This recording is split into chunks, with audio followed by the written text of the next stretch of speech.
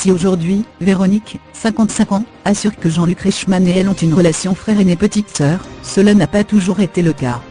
La candidate des 12 coups de midi a en effet admis auprès de nos confrères de Téléstar que leur relation a été tumultueuse en début de tournage. À lire aussi Benoît Dubois au bord des larmes, il revient sur son éviction de NRJ12. Il avait peur. Il avait peur. Anne-Elisabeth Lemoine en larmes à cause de son papa, il avait peur. J'ai encore du mal à parler de mon père, j'ai encore du mal à parler de mon père. Vincent Cassel au bord des larmes, j'ai encore du mal à parler de mon père. Au début, Jean-Luc allait un peu trop loin dans la vanne avec moi, donc j'étais très souvent au bord des larmes. Les débuts dans l'émission étaient mouvementés, a confié l'actuel maître de midi.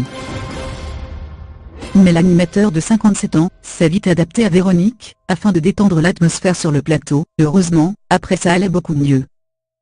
Jean-Luc a cerné mon caractère, on continuait à se taquiner dans un tout autre esprit et c'était bien plus marrant. Hors antenne, il essayait de me mettre en confiance, pour que je me sente bien, donc c'était agréable. En plus d'être très sensible, celle que l'on surnomme Tata Véro, n'aime pas parler de sa vie privée dans l'émission.